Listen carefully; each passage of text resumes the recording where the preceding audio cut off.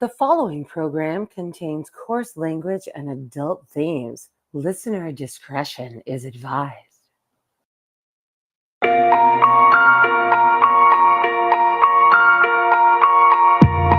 keep swinging for the fences. It's like this heart is defenseless against a passion that's pumping through my veins. Blood, sweat, tears, it's a calling. And if I can't walk, then I'm crawling. It might flicker, but they can't kill the flame. I can't stop, I can't quit. It's in my heart, it's on my lips. I can't stop, no, I can't quit. It's in my heart, yeah, I'm on it. Till the wheels fall off, till the spotlight fades. I will lift your banner high. I will lift your banner high. Until the walls crash in for the rest of my days. I lay it all on the line. Till the day I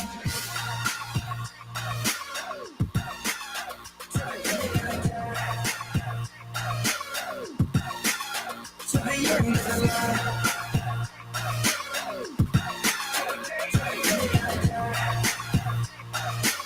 It's your name I glorify. It's running deeper than the ocean. This ain't religion, it's devotion. 3, 6, 5, every minute, every day. So in the middle of the madness, they can stretch me out like canvas, but I ain't ever gonna fit in their frame. I can't stop, I can't quit. It's in my heart, it's on my lips. I can't stop, no, I can't quit. It's in my heart, yeah, I'm on it. Till the wheels fall off, till the spotlight fades. I will lift your banner high. Lord, I'll lift your banner high. Until the walls crash in for the rest of my days. I'll lay it all on the line. Till the day I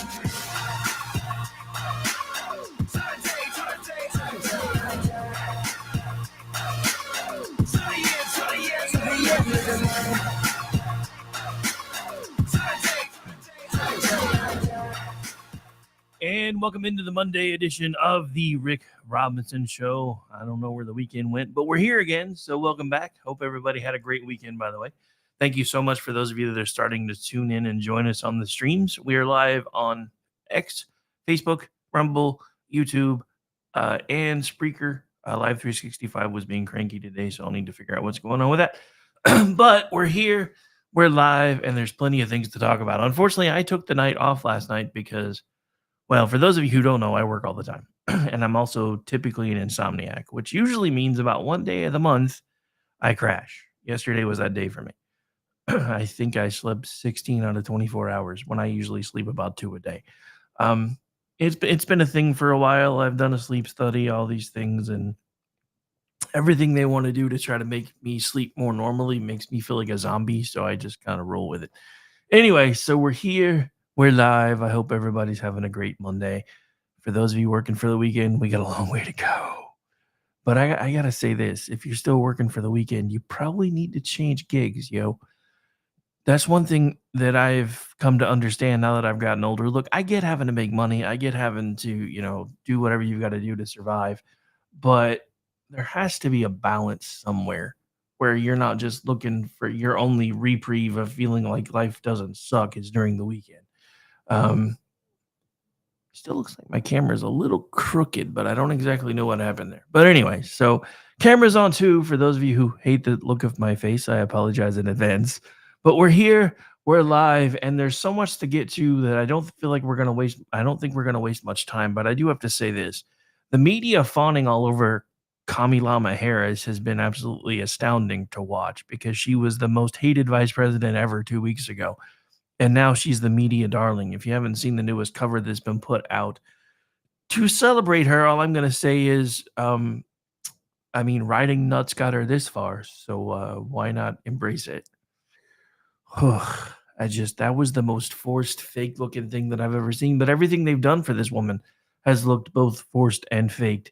So I'm not really that surprised. But speaking of forced and faked, we're going to skip the rest of the monologue because I've got something I want to get to real quick. I found this today, and apparently this happened while I was sleeping. So, because yesterday slept most of the day away. But so this happened, and I'm just gonna let you guys listen to this, and then we'll discuss.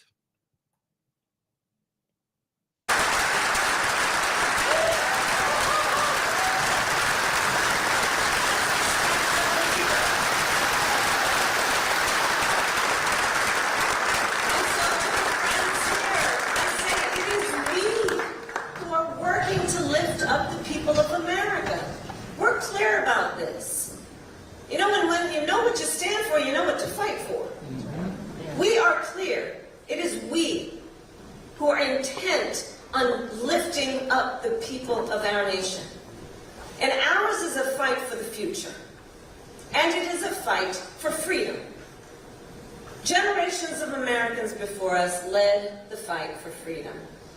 And now, the baton is in our hands. It's in our hands. We, who believe in the sacred freedom to vote, will finally pass the John Lewis Voting Rights Act.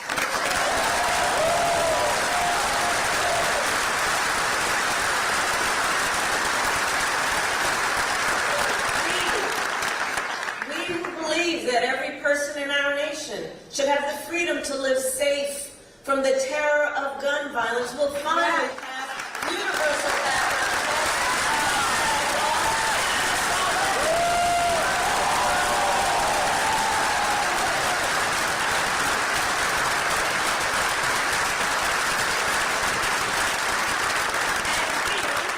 Who believe in reproductive freedom will stop Donald Trump's extreme.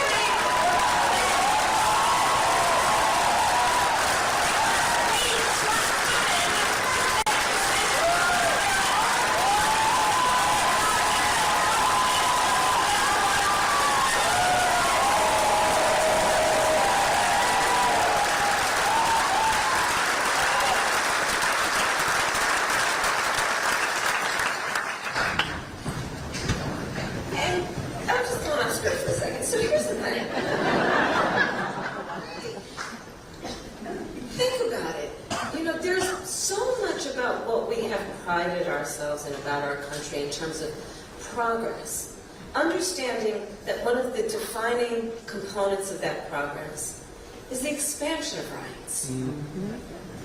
And we are seeing a full-on agenda that is now about restricting rights. And one of the most fundamental rights, the right to make decisions about your own body. Yes. Yeah. Think about that. And if there are those who dare to take the freedom to make such a fundamental decision for an individual, which is about one's own body, what other freedoms could be on the table for the taking?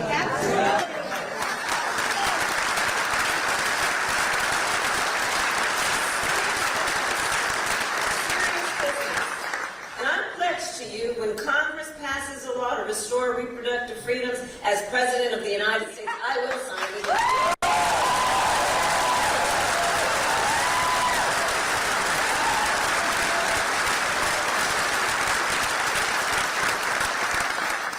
So to everyone here and all the friends, I say, ultimately in this election, I do believe that each one of us faces a question. That question being, what kind of country do we want to live in? Do we want to live in a country of freedom, compassion, and rule of law? Or a country of chaos, fear, and hate? No. And the beauty of our democracy is that each one of us has the power to answer that question. And the power, then I say, is with the people. The power is with the people. So in 101 days, which is November 5th, let us be clear-eyed. We have a fight ahead of us. We've got a fight ahead of us. And we are the underdogs in this race. Okay? Level set. We're the underdogs in this race. But this is a people power campaign. And we have momentum. The day after I announced my candidacy, we saw the best 24 hours of grassroots fundraising in presidential campaign history.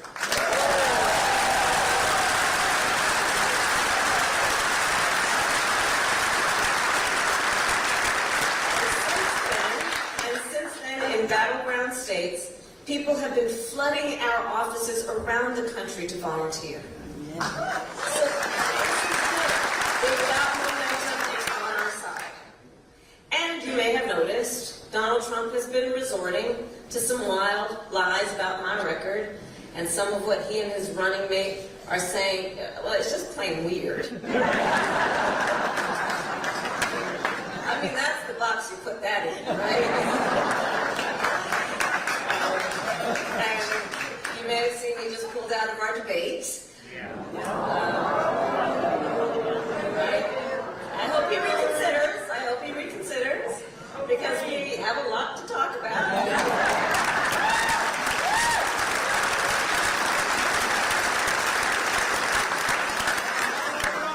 But the bottom line is we have our work cut out for us, okay? We have our work cut out for us. And this is not going to be easy. But I know something about the folks in this room. We can do hard things, and we like hard work. That's good work. And well, we know she can do on hard that things. point, I will say it is because of that, I will tell you, but I sincerely and deeply know and believe, we are going to win.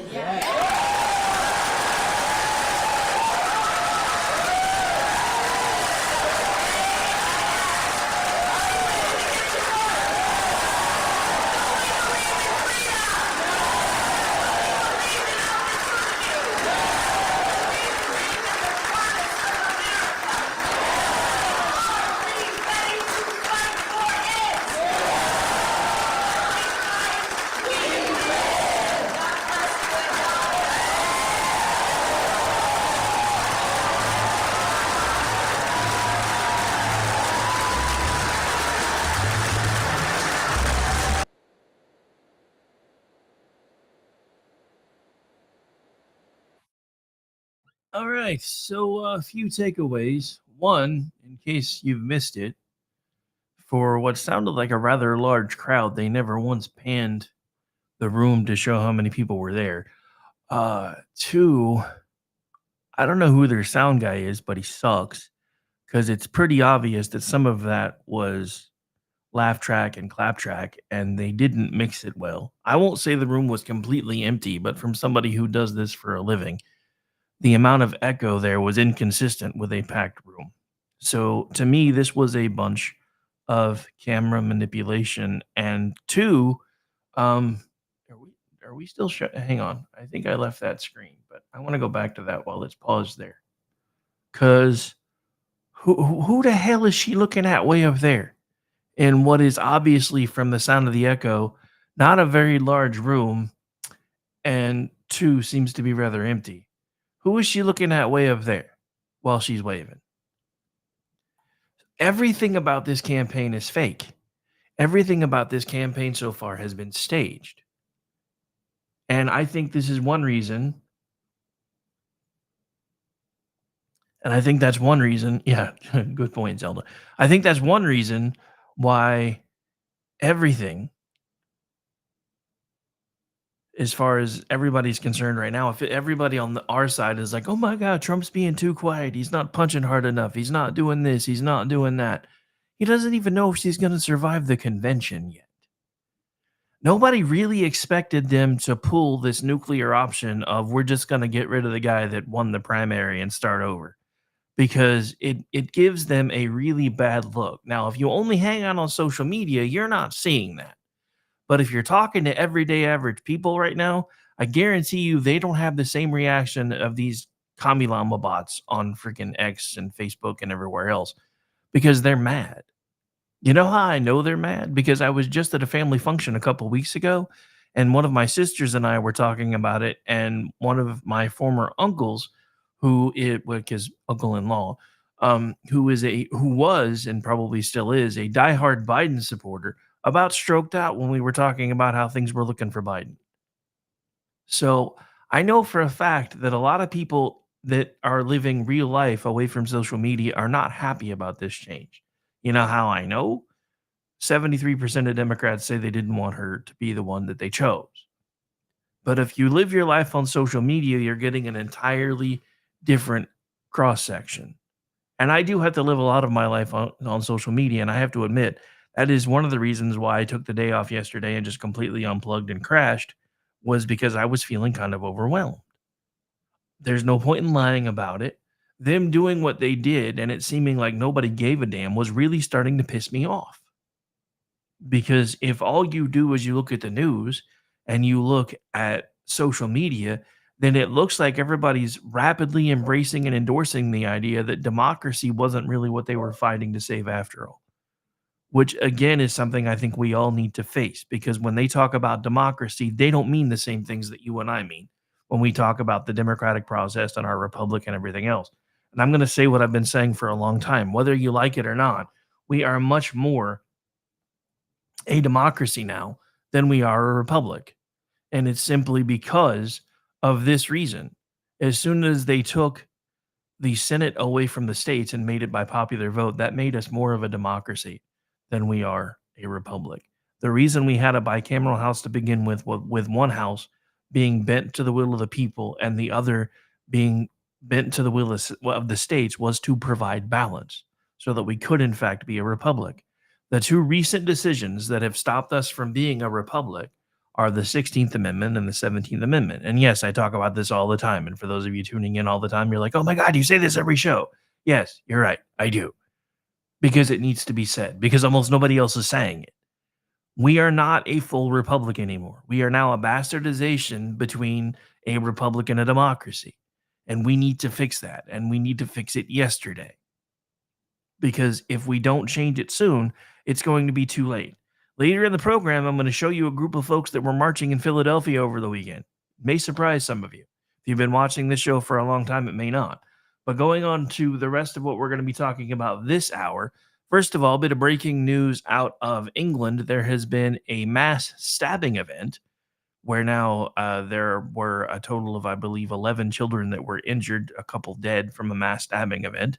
The perpetrator, 17 years old, so of course he's being treated like a minor because England is weird. But the only thing I'm going to say about that is I was pretty well assured that once guns were outlawed, this kind of thing would stop because nobody would have access to evil guns anymore.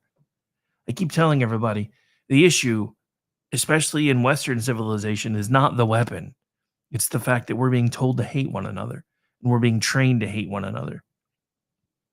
And it's the people that keep telling you that they want you to love one another that have become the ones to do it, because the more divided they make us and the more divided they keep us, the easier it is for us to control, for us to be controlled and for them to control everything. Because the more they put us into boxes and the more we ascribe to labels, the easier it is for them to piss us off. This is why, in my opinion, everything to do with the Democratic Party must be squashed. It's not because I believe everything in the Republican Party is perfect. It's because I believe right now it is the best option that we have available. Because at least they still embrace freedom. At least they still embrace the ideas of liberty, life, and the pursuit of happiness being things that are guaranteed to you by your creator and endowed to you by your creator, not the government. Now, if you've been watching everything that the Kommie Llama has been saying since she took office, you'll notice in some of those things that she just talked about, she's a lot further left-leaning than Biden is, which may help in places like Minnesota and Michigan from the constituency there that are very far left-leaning. But I think it will start turning people off the more room that she's being given. And I do firmly believe that right now, Donald Trump's camp idea is when your enemy has the ability to destroy themselves, don't get in their way and let them. I think that's another reason why he's being very quiet right now. But despite what everybody's telling you in the media, and despite what you've been told, this is not necessarily what you may, the whole Biden love fest may not exactly be what you think it is. So we're going to get something pulled up and started here. Hang on.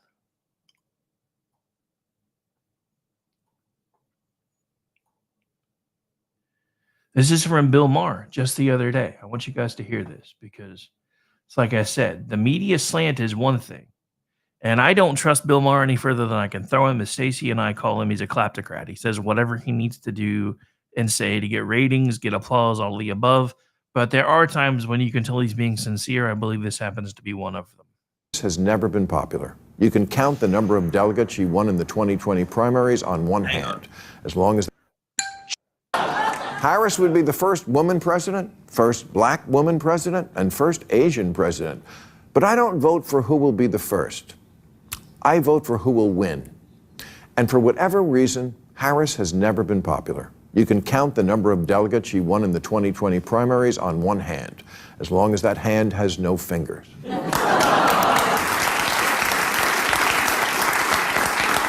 In 3 years as vice president, she's been quieter than an electric car.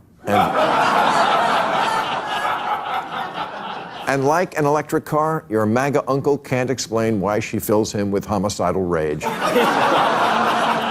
She just does. Sometimes life isn't fair. It's not fair that she's not popular. She's intelligent and accomplished, and in fact was put in charge of the border. And look at how... Okay, bad example. Harris would be the first woman president, first black woman president, and first...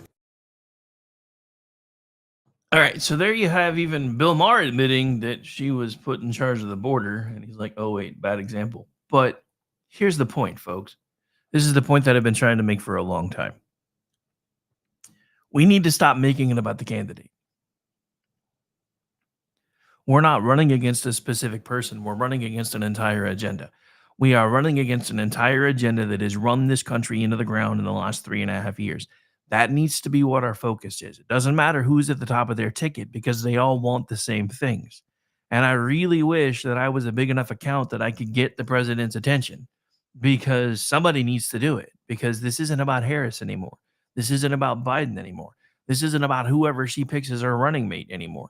This is about the fact that their policies have run us into the ground and the media has been running cover for them for 3.5 years. This is about the fact that the Democrats and the media are trying to gaslight us in real time. They are rewriting this woman's history in real time, and it is being gobbled up by her base faster than they can put it out. These are the things that need to be being discussed, not the fact that she sucked cock to get to the top. And yes, I said what I said. It doesn't mean it's not true, but it needs to be one of the last things that gets brought up because it doesn't really matter anymore. However she got here, she's here. Now, we can talk about it. Those of us that do commentary, those of us that talk politics on social media, I'm not saying you can't talk about it. I'm saying the campaign doesn't need to be talking about that because there's too many other things they should be focusing on, other than the fact that she had an affair to get her first gig, which was her stepping stone to get to where she is right now. So the fact, again, that a magazine cover put her sitting on top of a nut today was not lost on me. I think in a lot of ways, a lot of social media influencers should be making that the "Let's make fun of Kamala Harris" campaign 2024 slogan. Riding nuts got me this far. Why should I stop now? Harris 2024. I'm just saying. Look, there are things that we can do that they can't do. And it really is just that simple, because they can't focus on that stuff because that's just going to piss off the base. Their base isn't going to like us either way, because I went through this yesterday. In the little bit that I was on social media yesterday, I pointed out to a rather big Democratic account that, you know, the Republicans keep saying if Trump doesn't win, it's because they cheated. All I said was they did cheat last week. And my account, I was trying to rest, so I wound up having to mute the feed because it blew up. Everybody was attacking me. You don't know what you're talking about. Changing out the candidate isn't cheating. Last I checked, it is. And if our side had done it, you guys would be having a meltdown. But our side didn't do it. Our side tried to do it in 2016. Y'all did have a meltdown because you wanted it to be Trump because you thought Hillary was going to be able to kick his ass.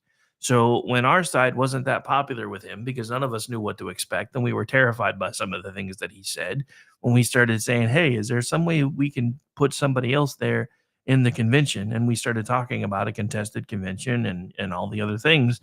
The media and the left had a cow. These people are trying to subvert democracy. They're getting rid of their nominee that won the most votes because they don't like him. Blah, blah, blah, blah, blah, blah, blah, blah, blah. Now here we are just 8 short years later, and y'all have done the same thing, and all we're pointing out is for the people that were screaming and yelling about how you're trying to save democracy, throwing the baby out with the bathwater probably isn't the best option. I'm just saying. All right, so we have hit the point where we're going to have to take a break. I'm Rick Robinson. This is my show, bottom of hour 1. We've got another full segment and another full hour coming at you on the other side of the break. If you're seeing this or hearing this, make sure you're pumping out the feed. We're fairly new to video streaming and still trying to get people's attention. So like, share, tell your friends if you like us, especially if you don't like us, because 8 clicks are the best clicks. I'm Rick Robinson. This is KLRNRadio and The Rick Robinson Show. We'll be right back.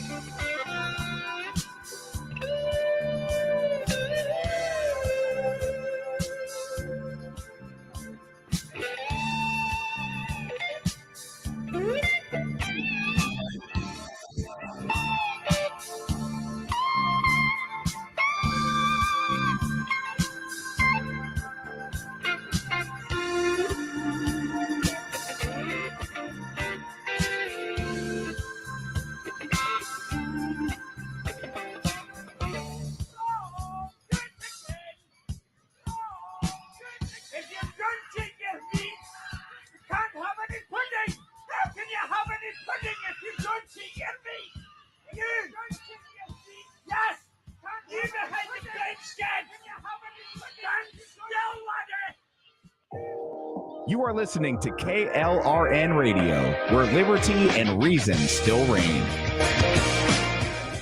In uncertain times, we could use someone to lean on. Blue Cross and Blue Shield of Oklahoma will stand by you with plan options to fit your budget. If you've recently lost your job, had a baby, or moved, you can still get the healthcare coverage you and your family need.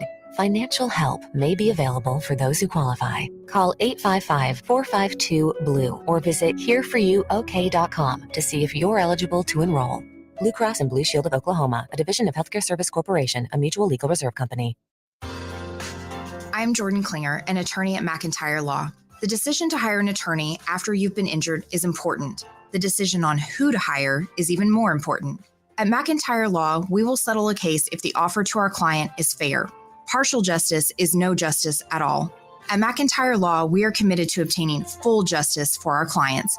Contact McIntyre Law at 405-917-5200 or visit us at mcintyrelaw.com.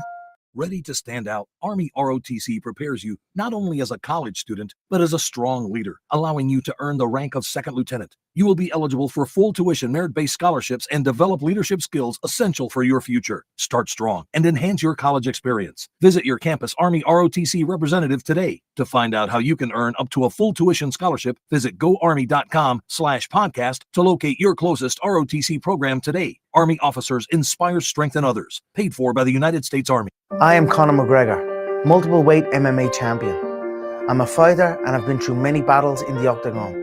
Many consider my fights in the octagon heroic, but the real life heroes are those men and women who fight to protect us every day. The real life fighters, the real life heroes are the firefighters and police officers. These first responders are true heroes because these brave men and women put themselves in the line of danger every single day protecting us all. The Tunnel to Towers Foundation ensures that first responders from fire, EMS and police departments who are killed in the line of duty with young children have a home without the burden of a mortgage. They are my heroes. They need our help today. I'd like to ask you to join me in donating $11 a month to support their efforts. Your $11 a month honors and supports our first responders. Please call now at 1-844-BRAVEST or visit tunneltotowers.org.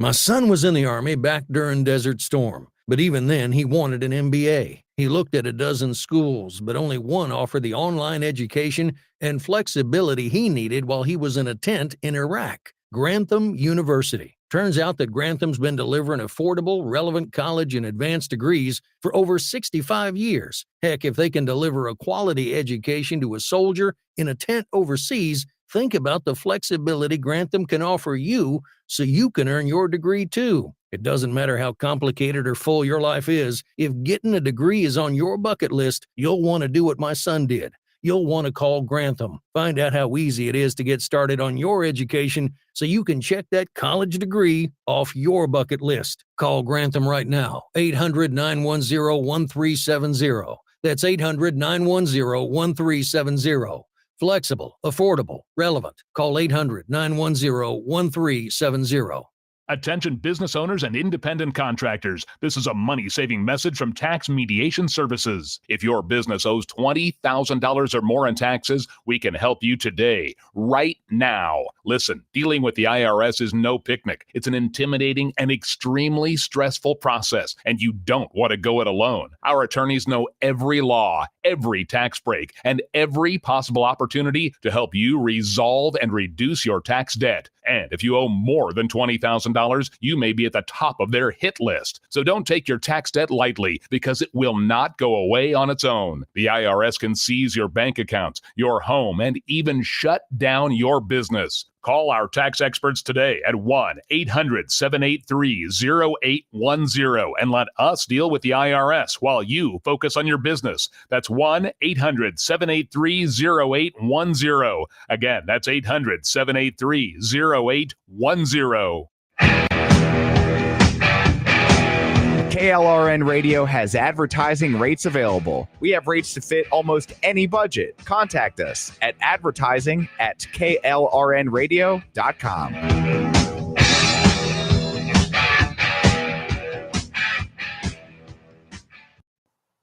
The following program contains coarse language and adult themes. Listener discretion is advised.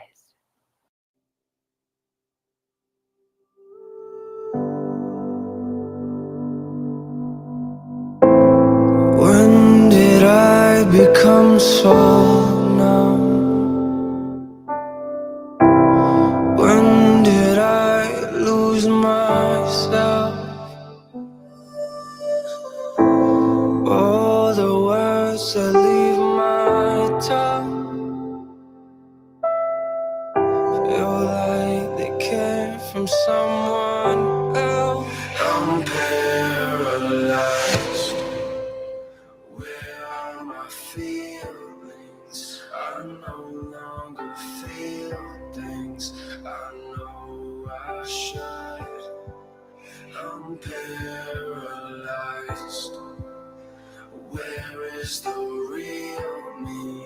I'm lost and it kills me inside.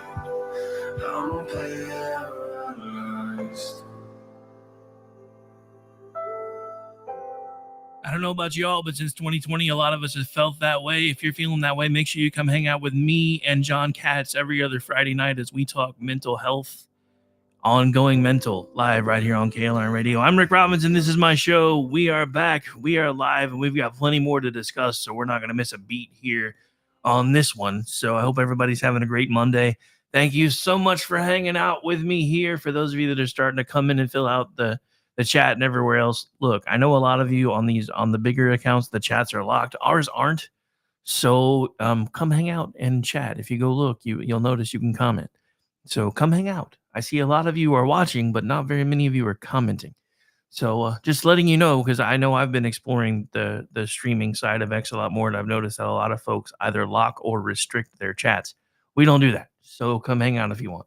I'm not saying you have to. I know it's kind of like calling into a radio show. Only about 2% of the audience that actually listens bothers to do that. So I'm not trying to make you do anything you don't want to do. I'm just letting you know that you do have the option to chime in if you choose. All right, so we're back. We're live. And like I said, we've got much more to talk about. So remember how I said everybody's upset that the Trump camp seems pretty quiet? The one who really hasn't been quiet is Vance. And we have a clip I want you guys to hear, because he went off over the weekend. I was going to talk about this last night if I hadn't taken the night off, so we might as Might as well use it now. Wait, before we go any further, I just want you guys to notice how they make sure you see there is a crowd at every Trump and Vance event, and almost nobody shows you crowd size for anything Harris related except for the first couple when she managed to fill a high school auditorium. Yay! I mean, I know that's better than the guy that was at the top of the ticket before, but come on, y'all. All right, here we go.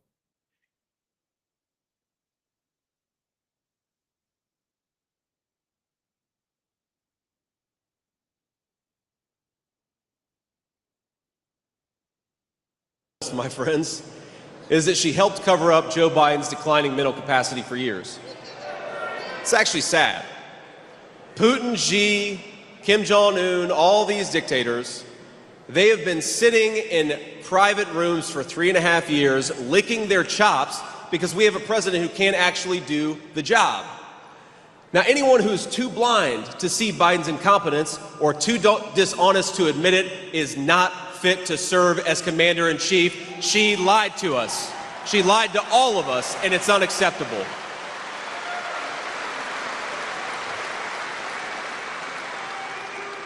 And you know, they never give President Trump an easy path. Kamala Harris, the Democratic elites are trying to install her as their new nominee without her receiving a single vote for president. The media, our friends back there, they call it a coronation. I think there's another word. I call it a coup. In America, we do not crown our leaders, we vote for them. Democrat or Republican, you gotta give the voters a choice.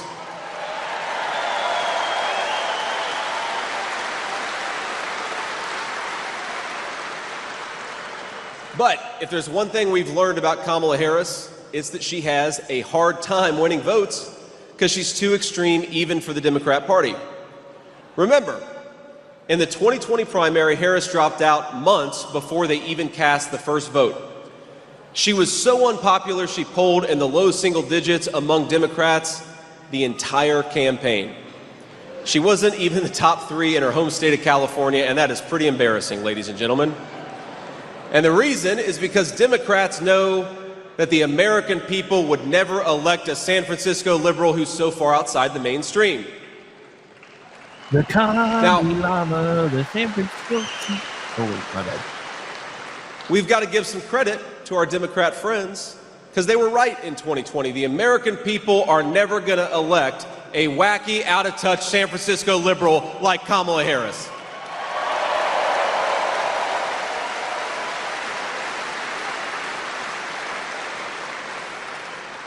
Now, I saw the other day Kamala Harris questioned my loyalty to this country. That's the word she used, loyalty.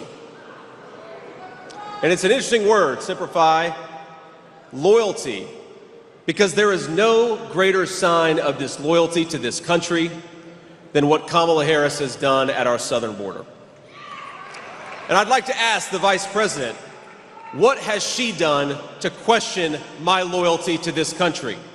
I served in the United States Marine Corps. I went to Iraq for this country.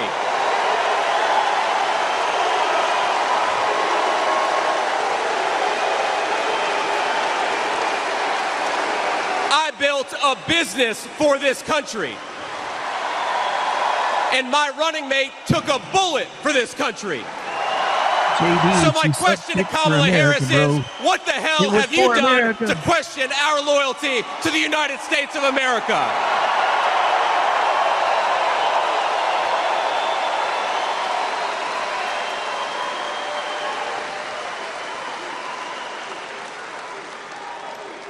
And the answer, my friends, is nothing. So let's send a message to the media. Let's send a message to Kamala Harris. Let's send a message to every hardworking patriot from Minnesota across the country. We are ready to have President Donald J. Trump back, and we're going to work our tails off to make sure it happens.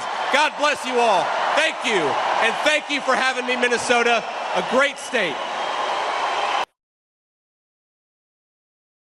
I mean, all I'm going to say, in case it didn't come through when I was talking over him, is she did actually do something for America as far as she's concerned. She gave Willie Brown a happy ending for America. It was for America, y'all. That's why she did it. It wasn't for herself. It was for America. It was to make America better. That's why she gave Willie Brown the happy ending. All right, so we've got another clip to get to. Hang on. Actually, I guess we've already done that one, so I need to clear that one. We already did that one. So I guess we really only do have one more left. I think I did this one the other day, but I think it still bears repeating. So hang on.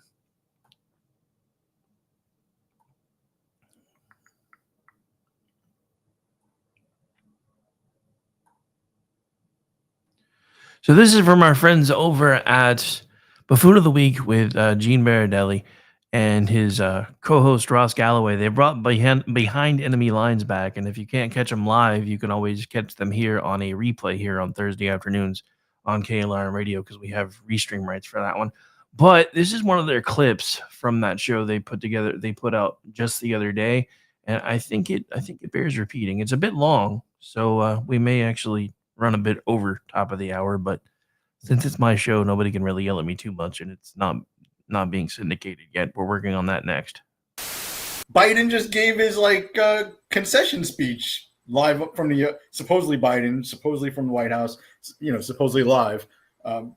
Basically gave his concession speech. Isn't it amazing how much we distrust everything now? Completely crazy. It is certainly over for Joe Biden. Let's get into this, because I got a little bit of a conspiracy theory on this, and I think you'll follow me on this. What's your source on this? A tinfoil hat? I don't think Joe Biden really wanted to get out of this race. I think Joe Biden wanted to write his own ending. Instead, the Democrats wrote it for him. What do you think about that?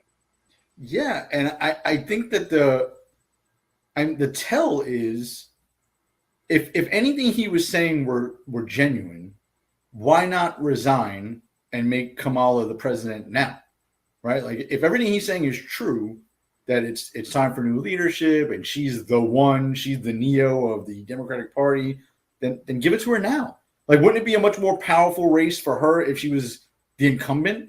Logical.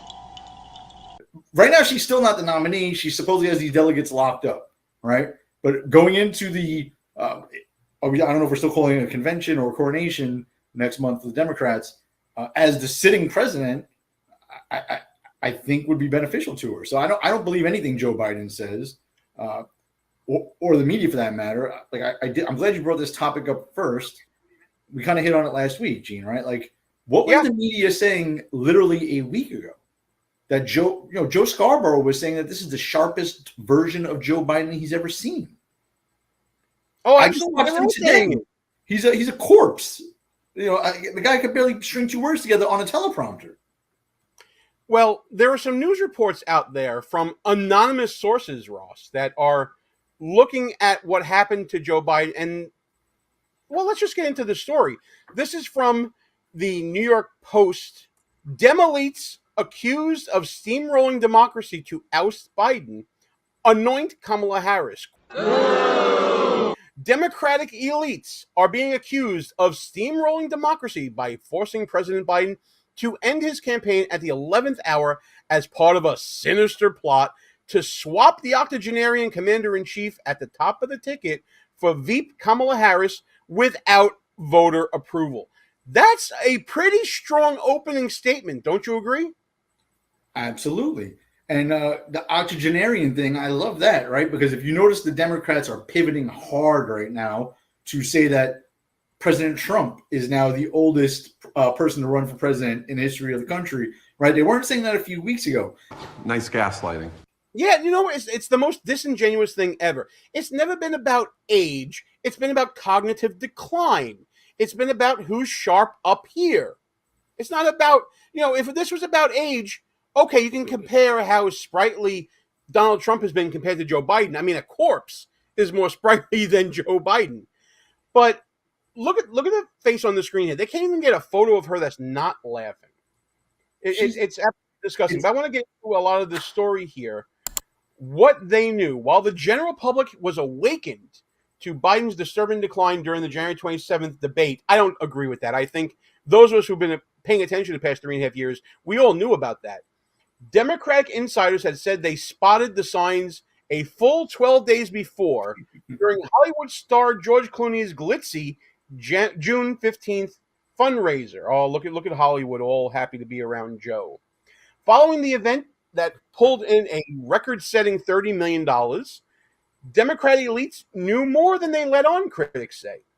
Jon Favreau, an Obama White House speechwriter who attended the event, indicated that insiders saw the writing on the wall at the Hollywood event. Quote, I said to my wife, either he'll do great at the debate or we'll realize he was just tired tonight, or he'll perform like this and then the whole country will be talking about it. They knew that this could happen and they did nothing. Another unnamed donor, this is where I love the unnamed stuff, told the Washington Post that Biden's volume and speed were turned way down to an alarming level. Quote, we were worried that if we told the truth, that President Biden was stiff, slow, and dare we say it, fragile, that we risked losing their support for the president, said the donor. It was painful to be deceptive. Now we realize we were not alone withholding what we experienced. They whispered in dark corners and went out late at night and conspired and conspired. I'm floored by this, by the way, to hear Democrat donors openly admitting that they knew that Joe Biden had feeble mind, feeble body that we talk about on the show ad nauseum, but they chose to hide it. That's shocking. Crazy. I'm shocked. Shocked.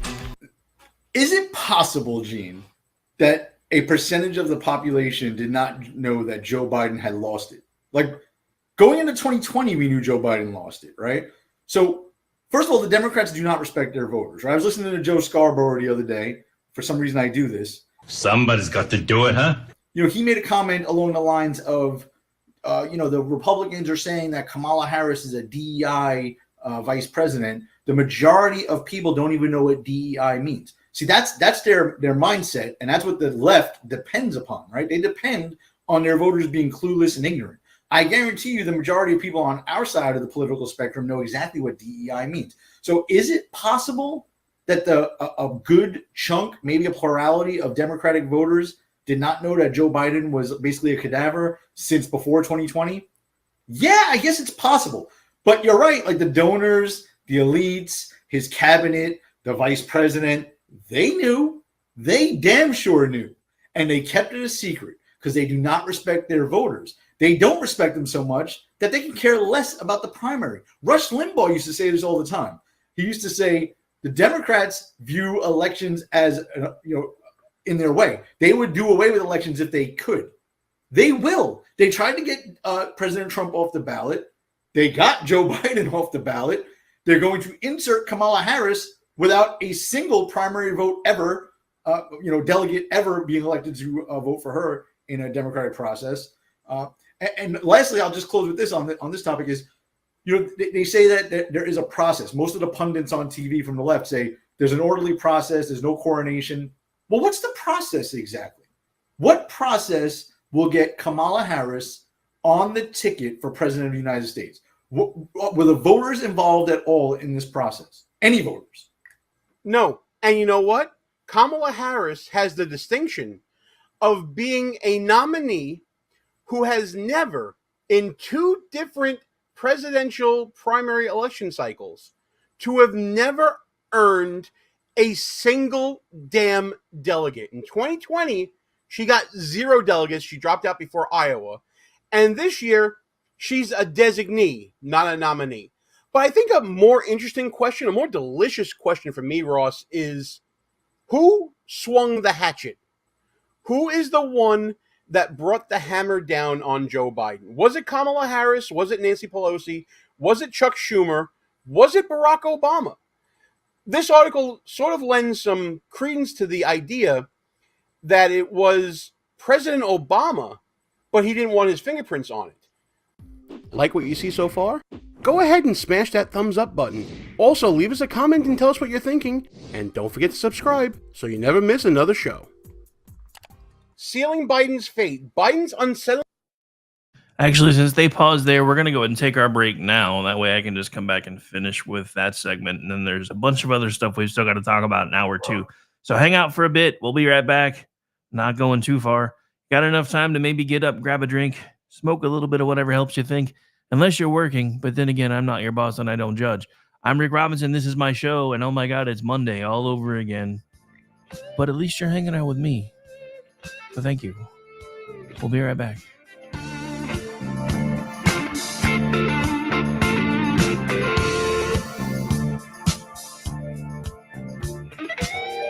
You are listening to KLRN Radio, where liberty and reason still reign. In uncertain times, we could use someone to lean on. Blue Cross and Blue Shield of Oklahoma will stand by you with plan options to fit your budget. If you've recently lost your job, had a baby, or moved, you can still get the healthcare coverage you and your family need. Financial help may be available for those who qualify. Call 855-452-BLUE or visit hereforyouok.com to see if you're eligible to enroll. Blue Cross and Blue Shield of Oklahoma, a division of Healthcare Service Corporation, a mutual legal reserve company. I'm Jordan Klinger, an attorney at McIntyre Law. The decision to hire an attorney after you've been injured is important. The decision on who to hire is even more important. At McIntyre Law, we will settle a case if the offer to our client is fair. Partial justice is no justice at all. At McIntyre Law, we are committed to obtaining full justice for our clients. Contact McIntyre Law at 405-917-5200 or visit us at mcintyrelaw.com. Ready to stand out, Army ROTC prepares you not only as a college student, but as a strong leader, allowing you to earn the rank of second lieutenant. You will be eligible for full tuition merit-based scholarships and develop leadership skills essential for your future. Start strong and enhance your college experience. Visit your campus Army ROTC representative today. To find out how you can earn up to a full tuition scholarship, visit goarmy.com/podcast to locate your closest ROTC program today. Army officers inspire, strengthen others. Paid for by the United States Army. I am Conor McGregor, multiple weight MMA champion. I'm a fighter and I've been through many battles in the octagon. Many consider my fights in the octagon heroic, but the real life heroes are those men and women who fight to protect us every day. The real life fighters, the real life heroes are the firefighters and police officers. These first responders are true heroes because these brave men and women put themselves in the line of danger every single day protecting us all.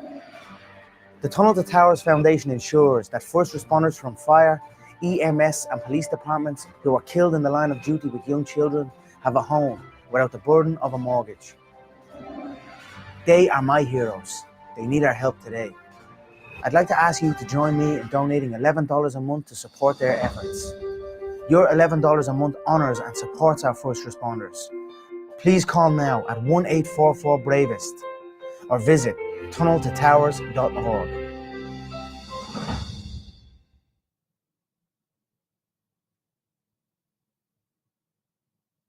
My son was in the Army back during Desert Storm, but even then he wanted an MBA. He looked at a dozen schools, but only one offered the online education and flexibility he needed while he was in a tent in Iraq, Grantham University. Turns out that Grantham's been delivering affordable, relevant college and advanced degrees for over 65 years. Heck, if they can deliver a quality education to a soldier in a tent overseas, think about the flexibility Grantham can offer you so you can earn your degree too. It doesn't matter how complicated or full your life is. If getting a degree is on your bucket list, you'll want to do what my son did.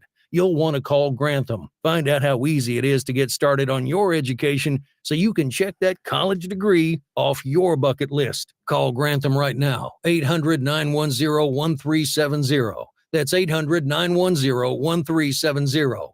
Flexible, affordable, relevant. Call 800-910-1370.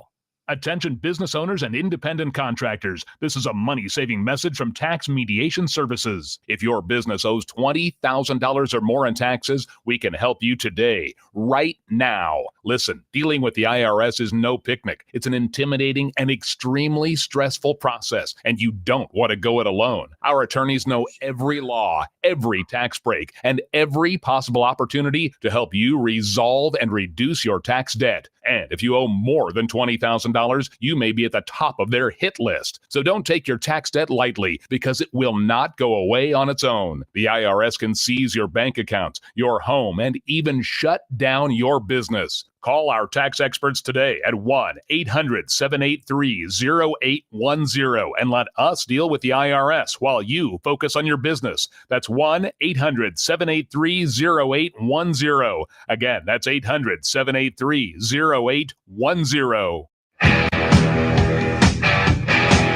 KLRN Radio has advertising rates available. We have rates to fit almost any budget. Contact us at advertising@klrnradio.com.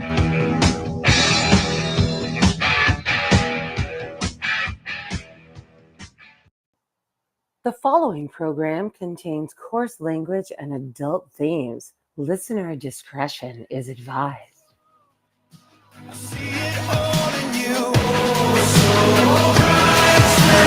Sisters, we can start again. Give honor to the end, love. We can start again.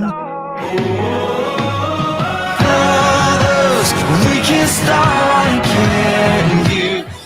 Welcome back in for hour 2 of the Rick Robinson Show, live right here on KLR Radio. We're going to get back into the This Week in Democracy Behind Enemy Lines clip, and going to get right back into that pretty much right now. So give me just a second to get changed back over.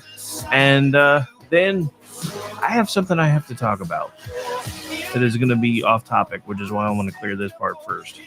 Performance at the fundraiser inspired George Clooney's blistering op-ed that was published 4 weeks later, lighting the fuse of the left's calls for the president to reconsider his election bid.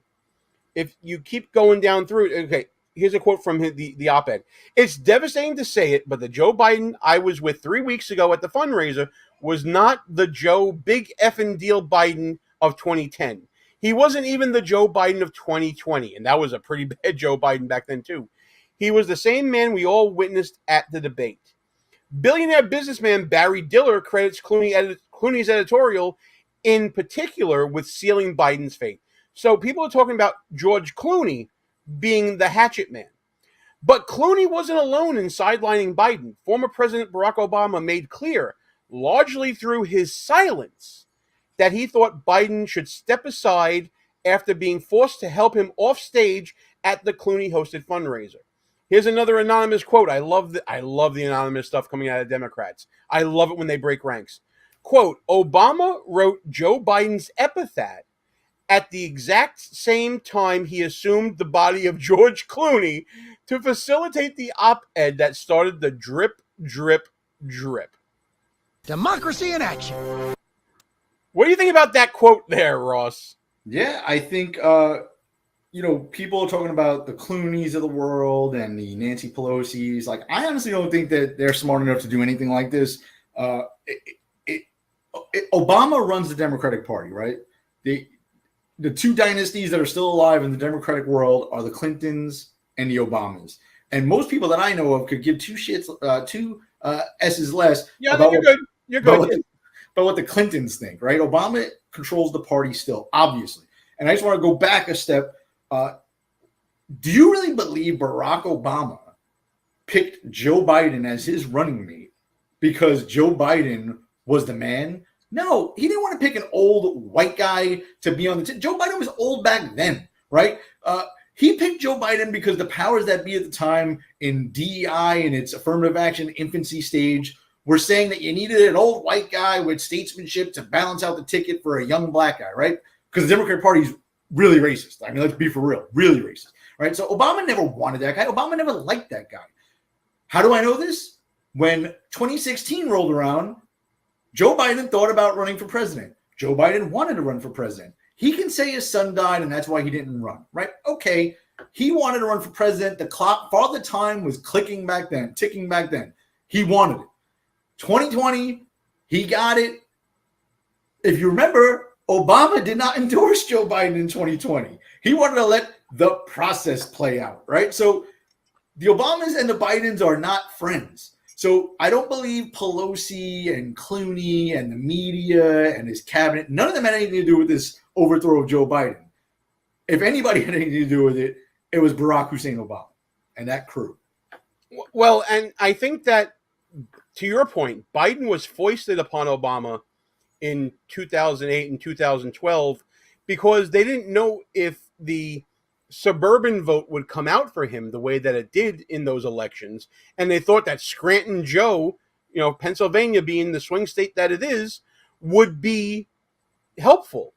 And ultimately, I think it was a good decision, but it's not like they gave Joe a lot of responsibility when he was, a vice president. Didn't Obama appoint him in charge of finding the cure for cancer or something like that? Do you remember that nonsense? Like Joe's going to save humanity? Flashback. If I'm elected president, you're going to see the single most important thing that changes in America is we're going to cure cancer. End of flashback. He was also the lead for Ukraine. How's that working out? Oh, it's working out phenomenally. Well, for his pocketbook at least. Or they've lost territory under both Obama and Biden's administrations. And they made a lot of money. Absolutely. Well, listen, I think that the word not only got out about the fixing of democracy by the Democratic Party in that article that we saw from the New York Post. I think when word first got out about Joe Biden stepping down and withdrawing from the race, everyone was thinking that he was being forced out. And I want to go to this clip. We played it on Monday's show of RFK Jr. reacting to what happened to Joe Biden and also then talking with Jesse Waters. Roll the clips.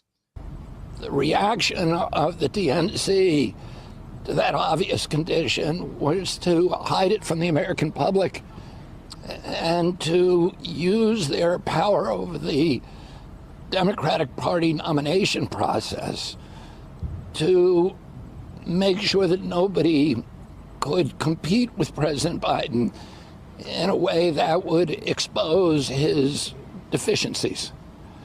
And as a result, we are where we are today, which is in a period of crisis. What do you think about that? React to that, Ross. Yeah, and I mean, I think the Democrats missed a golden opportunity. To be honest with you, Gene, the one worry that I had was that they would give RFK Jr. a serious look and let his name be thrown into the mix. And I think he thought the same thing, to be honest. You know how we're saying, like, oh, he might be pulling evenly from Trump and unnamed Democratic candidate right now. However, if he was running on the Democratic ticket, he would only be pulling from Trump, and that would be a big problem for us. So I agree with that. Let's keep on going here. By the way, whenever you want me to stop the clip, I know you're not shy, but let me know. Let a brother know. Presidential candidate RFK Jr. joins us now. So, okay, you know what? I appreciate RFK Jr., but can the man smile? Can you just look at that mug? He has a face only a mother could love. The dude looks like you just stole his puppy from him and he's glaring at you. Anyways, just my 2 cents. RFK, you ran the right way. You did what you were supposed to do. You're a Democrat. You primaried a Democrat incumbent, and they wouldn't let you. How did they jam you out of this thing? Because now look at what happened. Yeah, I think it was a strategic mistake by the Democrats, Jesse, and you and I have talked about this before. But they got rid of they changed the primary rules while we were running the primary. They changed 60 different rules to make it impossible for anybody to challenge Joe Biden. One of the things that you remember that they did to me is I've been campaigning in New Hampshire, so they adopted a rule that said that any political candidate, any Democratic candidate who campaigns in New Hampshire, who steps foot into the state of New Hampshire, that all of their votes would go to the president, all of their delegates would go to the president, instead of going to that. And then they shut down the Florida primary. They shut down a bunch of primaries, just said, we're not running them. We already have our candidate. A few weeks ago, President Biden was ridiculing Vladimir Putin, who won 88% of the vote in Russia, and he said, that was a fixed election because President Putin had made sure no adversaries could challenge him, and also that he had fixed the press so the press wouldn't cover his adversaries. Well, the Democratic Party succeeded in doing the same thing. I haven't been allowed on any of the Democratic networks, ABC, NBC, CBS, CNN, as you know, Fox has allowed me on, although Fox, people like you have allowed me to speak. You debate me. You give me a platform, even though you don't agree with things that I say. And I think that's the way the media is supposed to work. It certainly is the way the media is supposed to work, but this isn't how media works in America anymore. Are the comparisons to Putin apt in this particular situation? Oh, man, are they, Gene? Let me ask you a few questions, Gene. Can you imagine? Listen. If you're going to ask me a few questions here, maybe we should. I want to be able to look you in the eye here. So let's go for it. So some of these are rhetorical, but let's just go down a brief list here. Putin, right? Let's say Putin. He's been accused in the past of hand selecting the candidates that may run for office in Mother Russia, right? Everyone's heard of this. He picks his opponents, and the rest of them, bad things happen to the ones he doesn't approve of, right? Some of them are bankrupted. Some of them might be imprisoned. Some of them either get killed or attempted to get killed. What does that sound a lot like lately? Some of them come down with an unfortunate poisoning from some exposure to radioactive material. Yeah, well, poisoning is the only thing that hasn't happened to Donald Trump. Donald Trump, poisoning is the only thing that hasn't happened to Trump yet. They've changed the rules. They tried to kick the man off the ballot. They kept RFK out of the primary system. They're hand selecting their who they want to run against. They're hand selecting who's going to take Biden's place. They tried to bankrupt Donald Trump. They tried to imprison the man. And then all of a sudden, someone took a shot at him, right? This sounds worse than Putin. We'd have sanctions against us if we weren't us. That's a hell of a quote right there. I got to work that out. We'd have sanctions against us if we weren't us. There you go. Put that one in the book. I'm clipping that one later on. If you like that clip from our new show, Behind Enemy Lines, please subscribe to the channel, hit the notification bell so you don't miss any other shows, and tune in live every Wednesday night at 9 p.m. Eastern Time.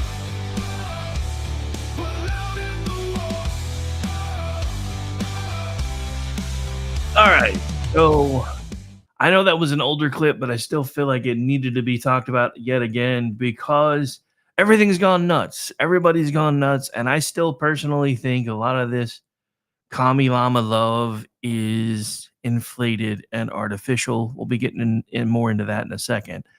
But I have to, since this all happened pretty much since the last time I've done a show, because I didn't do one on Friday either. I feel like I need to say something.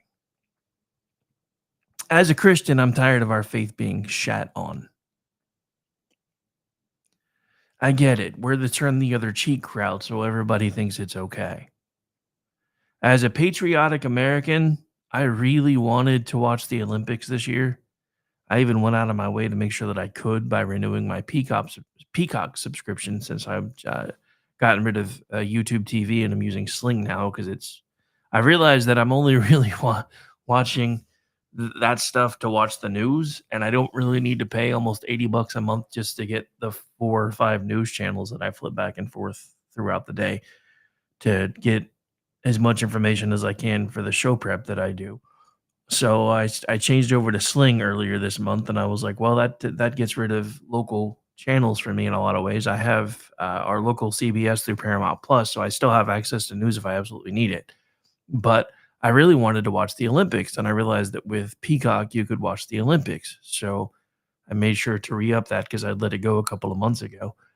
And then I was on the air when they were doing the opening ceremonies, and I about lost my mind.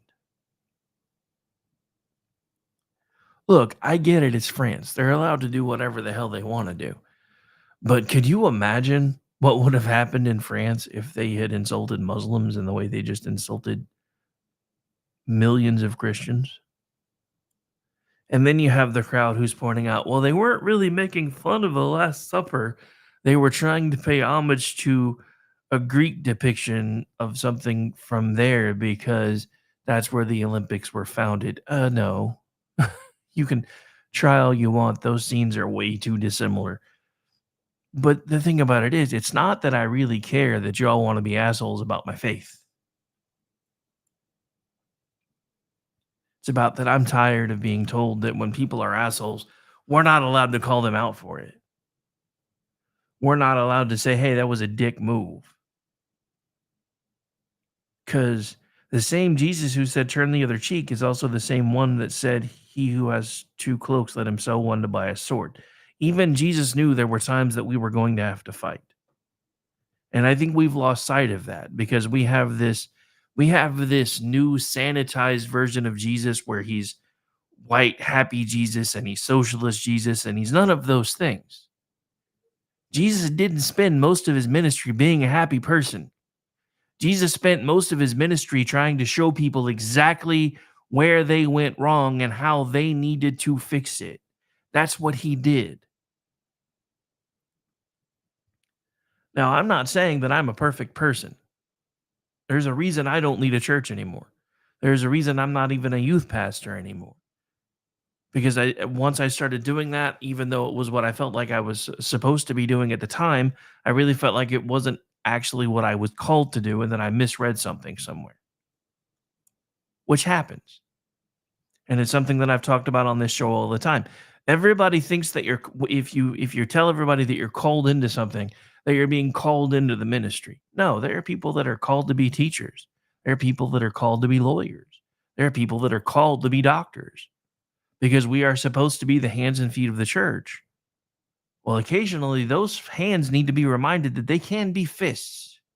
And I'm getting really tired of people thinking that it's okay to talk trash about my faith.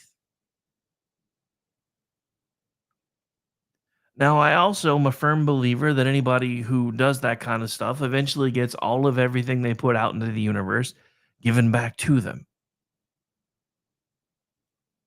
So I'm going to let God fight the battle, but I still have a right to be pissed. So do you. You have a right to be talking about it.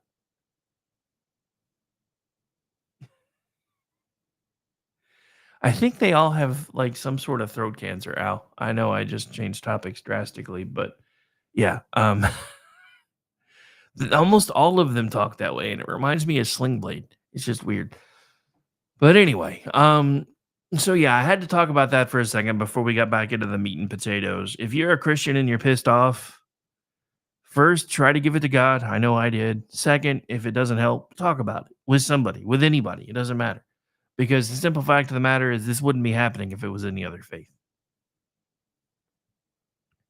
And it's time that people remember that we can be mad too. I'm just saying. Because we can be. I know they say we're not supposed to be, but we can be.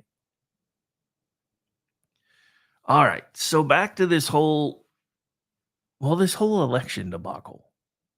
Because I was one of the people that would have put money on the fact that there was no way the Democrats would have taken this nuclear option that they took within the last couple of weeks. I realized that them not being able to hide Biden's declining health and declining mental status is what made them have to pull the trigger, even though they are still leaving the man installed for now while they install a replacement. But there are other things that are happening. We're now seeing that Kamala Harris is being briefed on things that the president should be being briefed on. We're now seeing Kamala Harris meeting with heads of state like Benjamin Netanyahu and basically campaigning from the White House, which is, as far as I know, is a clear violation of campaign finance law. But we'll talk about that another day. Because there's too many other things to talk about right now. But and I said this in the opening of the show, I'm going to say it one more time because we've had a lot of people that have joined since then.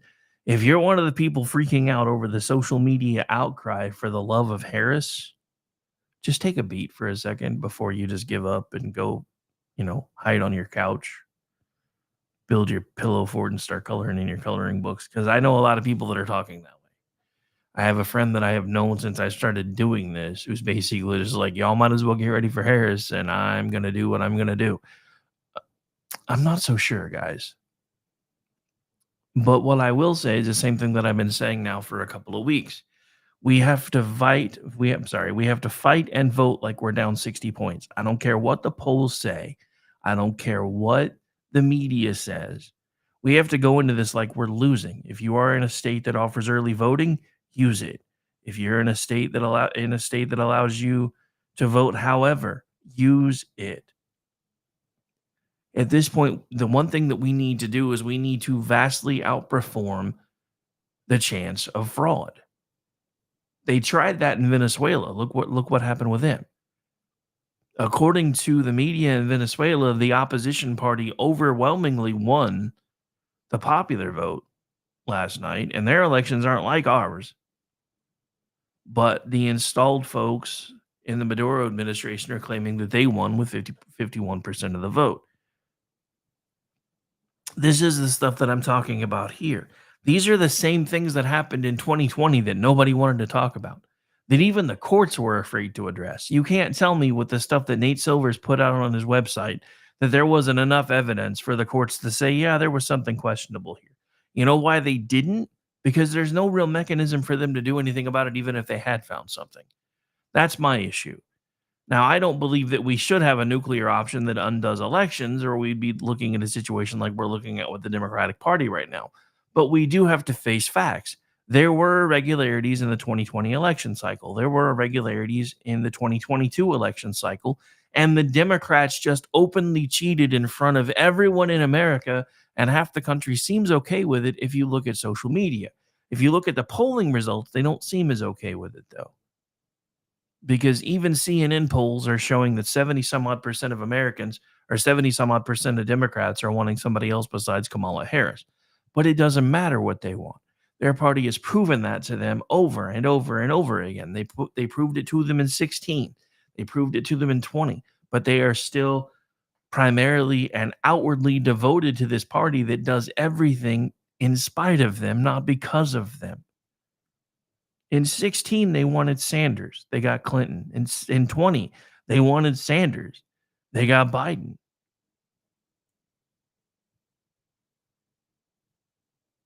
And it really is that simple.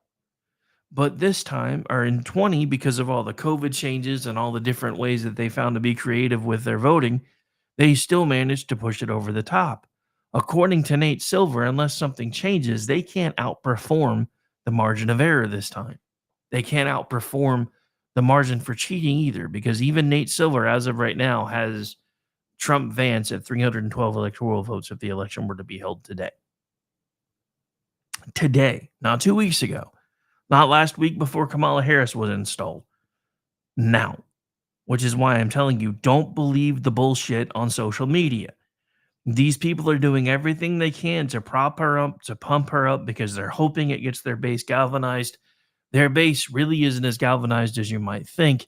And what a lot of people aren't talking about is all these grassroots donors campaigns that Kamala Harris is touting. Nobody seems to remember that since Biden basically said, hey, this money's yours, a good chunk of that came from there.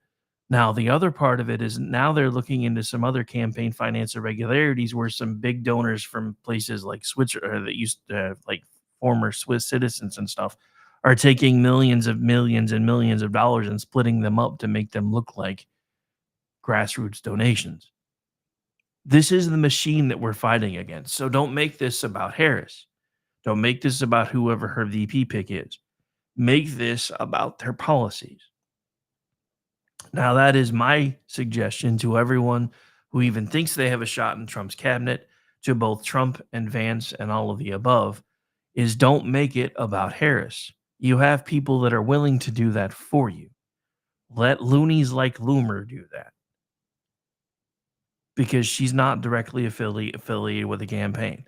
Let smaller voices like me do that, because Harris is an asshole. I don't mind making fun of Harris because she's an asshole. I'm okay with saying that. If it kills my brand, I don't think it will. But if it does, I mean, we've got over 100 live watching us right now while I'm trashing this woman. So you tell me how popular she actually is. She's not. She wasn't before. She's not now. It doesn't matter how hard the media tries to prop her up. It's not going to change anything. The one thing that I will say is we need to stop posting the clips of how she spoke in 3.5 years ago and all the gaffes that she had in the early days of her vice presidency. Because if you'll notice, those moments are gone. At least for now. She has a decent speech writer. She has command of a teleprompter without reading the cues. So Biden left her a really low bar because of how poorly he was performing. Now, I do think that if she survives the convention and she winds up becoming the actual nominee, because right now she's not been fully confirmed yet. Joe Biden was the presumptive nominee during the first debate. So was Trump.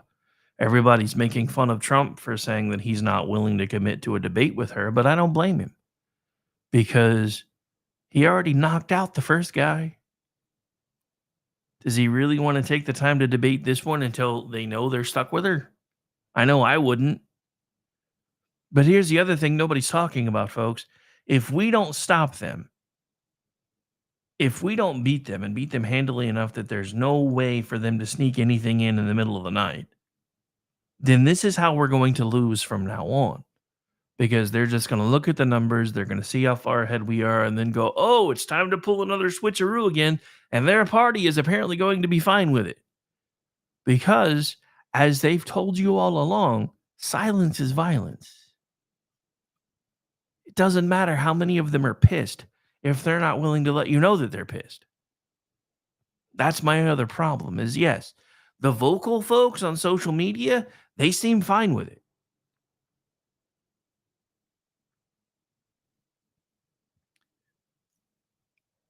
But the question is, should they be? Would you be? If you took the time to vote in a primary and you picked a candidate that you thought had the best option to win, would you be fine with them picking somebody else? My other question is, why are you okay with them installing someone who has lied to you for 3.5 years? If I have anybody listening to me from the left today, please email me, even if you don't want to chat. radiofreerick@gmail.com and explain to me why it is that you either are or are not okay with what they've done. Because I need to understand this, because from my perspective, it makes no sense. And like I said, yesterday, even when I wasn't feeling well, I pointed out on a rather large Democratic account that, because they were like, if Trump doesn't win, he's just going to say that everybody cheated. And I'm like, how can you deny the cheating now? They just cheated last week.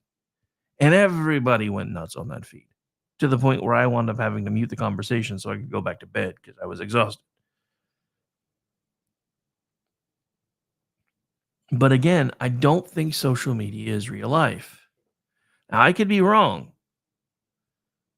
But as we get ready to go to break, don't forget we do have the ladies of the red wine tonight, but we're going to do something a little bit different. I'm not telling you what it is because I don't want them to find out what we're trying to do and then managing to shut it down. So make sure you come back tonight at 8 p.m. Eastern for the red wine here on KLRNRadio, one of the shows that I produce here with Di and Darylyn, because we have a surprise for you. So make sure you come back tonight. All right, we're up against a break. We're going to take that, and then we're going to keep things rolling until top of the hour again. I'm Rick Robinson. This is my show. Stay tuned. We'll be back before you know it.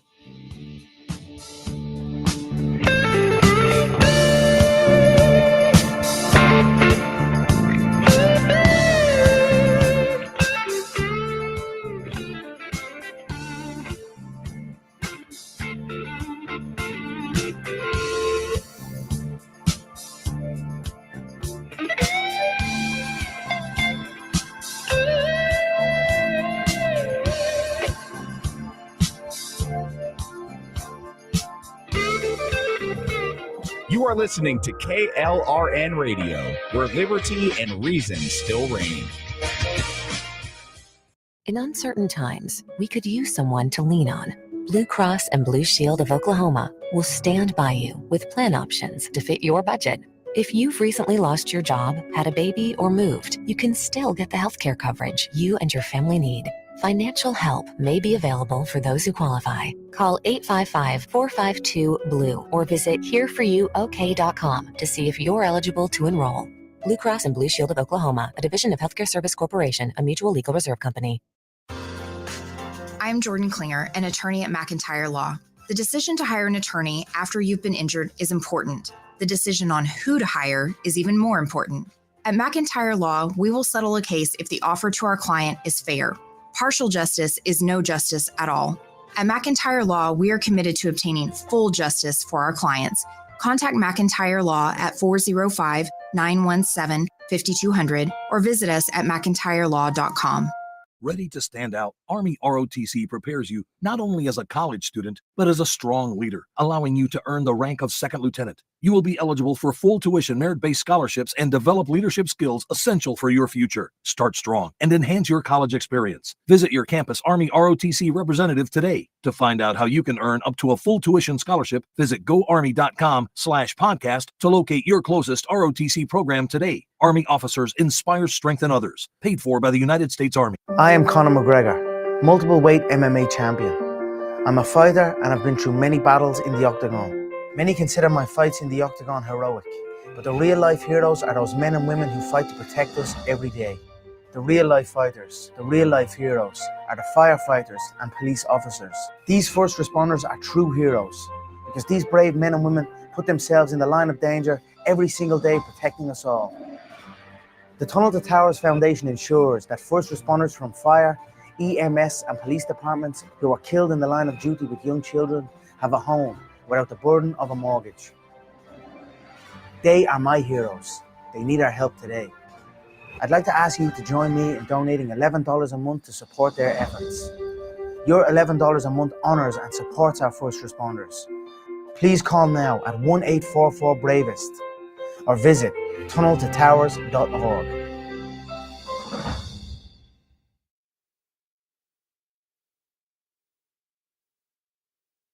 My son was in the Army back during Desert Storm, but even then he wanted an MBA. He looked at a dozen schools, but only one offered the online education and flexibility he needed while he was in a tent in Iraq, Grantham University. Turns out that Grantham's been delivering affordable, relevant college and advanced degrees for over 65 years. Heck, if they can deliver a quality education to a soldier in a tent overseas, think about the flexibility Grantham can offer you so you can earn your degree too. It doesn't matter how complicated or full your life is, if getting a degree is on your bucket list, you'll want to do what my son did.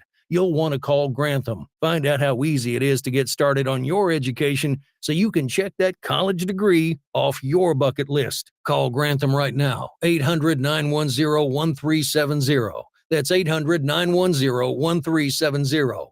Flexible, affordable, relevant. Call 800-910-1370. Attention business owners and independent contractors. This is a money-saving message from Tax Mediation Services. If your business owes $20,000 or more in taxes, we can help you today, right now. Listen, dealing with the IRS is no picnic. It's an intimidating and extremely stressful process, and you don't want to go it alone. Our attorneys know every law, every tax break, and every possible opportunity to help you resolve and reduce your tax debt. And if you owe more than $20,000, you may be at the top of their hit list. So don't take your tax debt lightly because it will not go away on its own. The IRS can seize your bank accounts, your home, and even shut down your business. Call our tax experts today at 1-800-783-0810 and let us deal with the IRS while you focus on your business. That's 1-800-783-0810. Again, that's 800-783-0810. KLRN Radio has advertising rates available. We have rates to fit almost any budget. Contact us at advertising@klrnradio.com.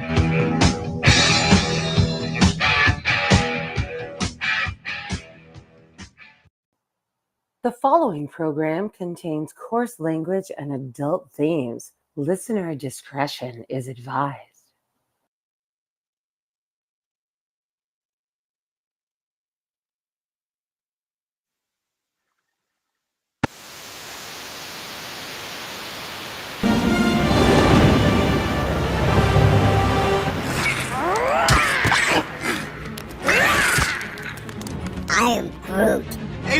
not looking at you funny.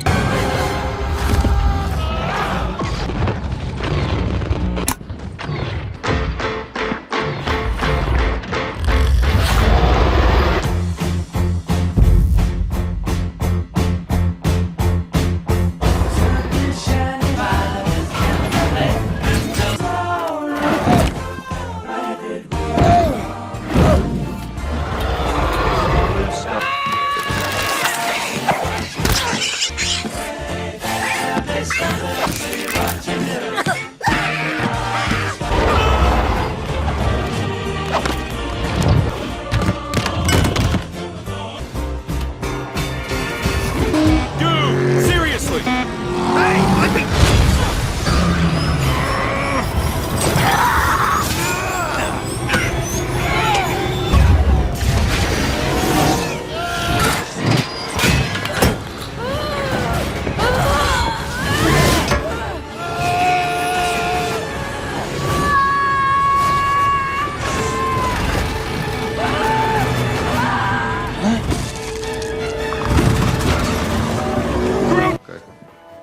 Hey, it'll be just a couple of days. We'll be back before Rocket's finished fixing the ship. What if the Sovereign come? There's no...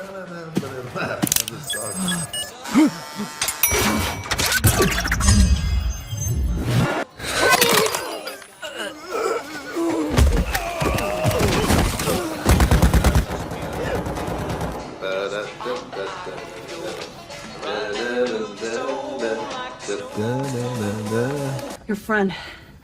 There's too many of them. He needs my help. If you care about him, you need to get me out of these bonds. They are going to kill him.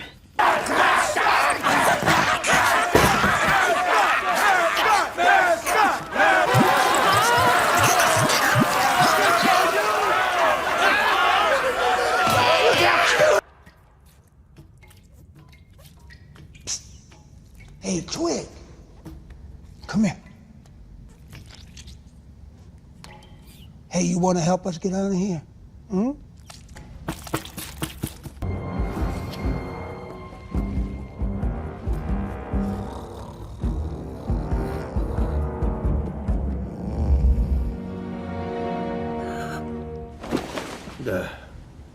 That's my underwear. That's an Orlonan. That's Vorker's eye. That's a desk. We told you it was this big.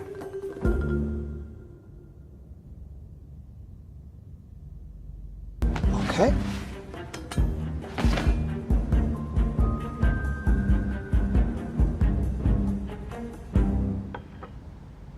What? No! You think?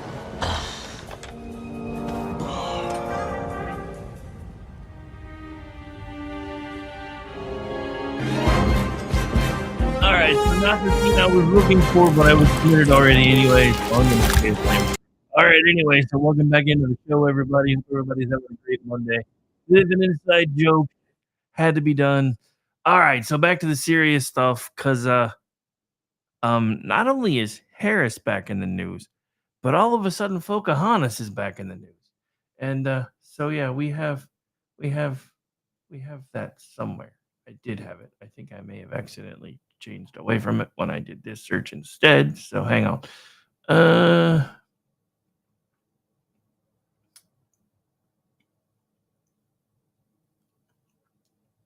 Oh, just so you know how bad everything is for Biden, he's giving a live speech right now. It's being streamed on PBS, and there are 913 people watching.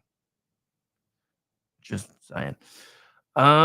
Should we join that? Maybe. Let's see. I think it might be over already. Feed's still up, but I don't see anything, so I guess we're not joining that. Hang on a second. I thought I had her up, but yep, I guess that one's done because now they've changed over to something else. So I'm a little annoyed by this fact, though.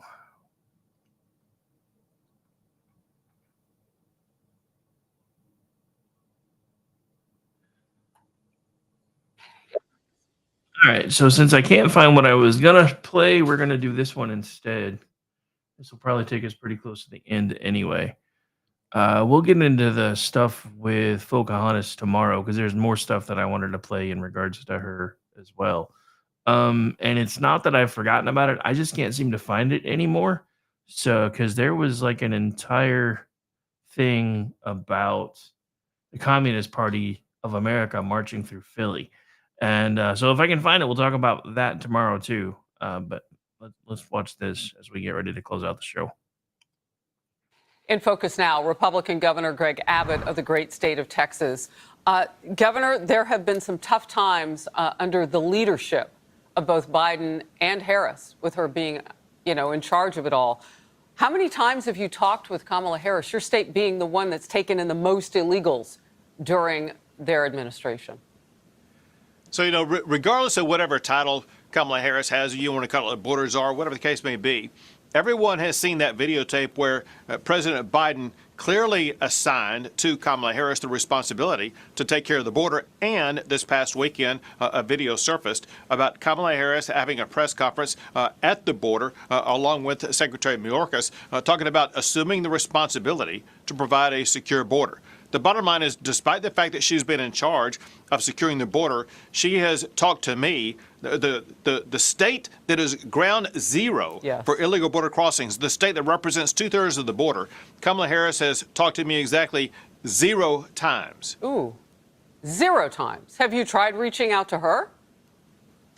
No, the person I've reached out to actually has been President Biden. And I have, when he arrived on the tarmac in El Paso, I handed him a letter, a one-page letter to make it easy and simple to comprehend, that let him know about the 3 laws that already exist under laws passed by Congress about action he can take immediately to secure the border.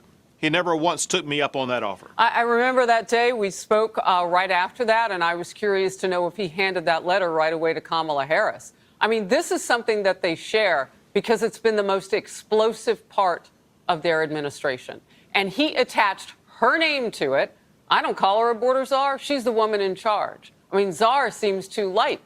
He said he wanted her in the room, the last person in the room of every major decision. She's tied to this, which I would imagine is why Democrats are trying so hard to make America forget that it's her. I want to get to this with you, Governor. Miranda Devine's new opinion piece, Kamala Harris must still hold Biden's border inflation baggage, even as the Democrats' myth-making machine fires on all cylinders.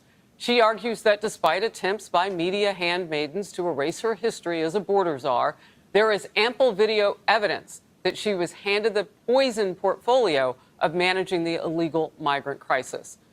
Vice President Harris avoided going to the border with her eye only on selfish optics rather than the welfare of the country or the pride of a job well done.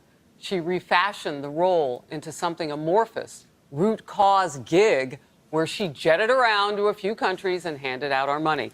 Look, she came to El Paso in your state for a heartbeat, and somebody forensically cleaned everybody up off the streets. We covered it. Well, you're exactly right. Listen, it was a sanitized version of what she saw on the border. She never went to the areas where Biden and Kamala Harris were allowing 5,000 people to cross a day, which was Eagle Pass, Texas. They never firsthand witnessed the chaos they caused. But to tie this back in, Harris, to what you initially talked about in this segment, listen, regardless of whatever title they have, the president and the vice president have a primary duty. Their sacred duty is to protect the United States of America from terrorists. And know this, the new number about the number of the known terrorists who have been apprehended coming across the border is 383 under the Biden-Harris administration. Know this also, however, and that is those are the ones apprehended. If you're on the terrorist watch list, you pay more to the cartels to not be apprehended. We don't know how many hundreds or thousands of terrorists are in our country because the Biden-Harris administration did not secure the border. As the director of the FBI, Director Wray, testified, he said that he anticipates the possibility of another 9/11 style attack because of the people allowed across the border by the Biden-Harris presidency. And listen, Kamala is now running to be the president of the United States. Their job is to guard our national security. When it concerns guarding national security, Kamala Harris has been an abject failure and has endangered Americans. If we have a 9/11 style attack, it is on the hands of Kamala Harris. Wow, I want us to put up that Terror Watch graphic one more time. I know we've shown it a couple of times, but it is just so important to take another look. Look at the number already for fiscal year 24, 93. During all the years that... All right, so I'm going to stop there for just a second. I just want you guys, since I have that on the screen, I want you to look at that. In fiscal year 17 under Trump, they had 2 terror watch list encounters. In 18, they had 6. 19, they had 0. 20, they had 3. 21, they had 15 under Biden. By 22, they had 98. For all of fiscal year 2023, which keep in mind is from October 1st until September 30th the following year, they had a total of 169. So far, with there still being, 2 more months now, basically, in the fiscal year, they've already had 93 for fiscal year 2024. But Biden wants to tell you that he single-handedly fixed the border, even though it was his policies that broke the border. Now the media wants to tell you Kamala Harris was never meant to be the border czar. She was supposed to be doing this, and this specifically. Well, whatever she was doing, it didn't work. All right, back to the clip. Trump was president during his term, 11. You add up all the numbers on the right, and we need to correct that graphic because it is Biden-Harris. And now she's running for president. You pointed that out. That is true. During that time, 375. And if you do the math between 23 and 24, we're on track to at least tie that, I would imagine, if we don't change something. Talk to me about the citizens of Texas right now. And what do you tell them when you know that there's only so much you can do when it comes to doing the federal government's job? Well, first, I'll tell you what we did do, then I'll tell you the perspective of Texans right now, and that is that area where 5,000 people were coming across the border is Eagle Pass, Texas. Because we wired it shut, no longer are there 5,000 people crossing the border. On average, there is less than 1 illegal immigrant crossing the border a day. If you look at the entire border of Texas from Brownsville to El Paso, we've reduced illegal immigration by 85%. Wow. But today, Harris, connected to, I think, something you alluded to early on in your show, Texans are angry because over the weekend, there was a police officer in San Antonio, Texas, who was shot by a gun by an illegal immigrant, allowed in and allowed to remain in the United States of America. And this is deadly dangerous because of the policies the Biden administration and Kamala Harris are allowing to take place. Remember this one thing, Harris, is very important to say, and that is Kamala in this video that surfaced this weekend said that illegal immigrants are not criminals. She's prosecuted criminals. She knows what criminals are. Illegal immigrants are not criminals. The man who tried to kill a police officer in San Antonio, he's a criminal. The men who raped and murdered Jocelyn Nungary, they are criminals. Kamala Harris needs to be called out and recognized these are criminals coming across our border and act accordingly.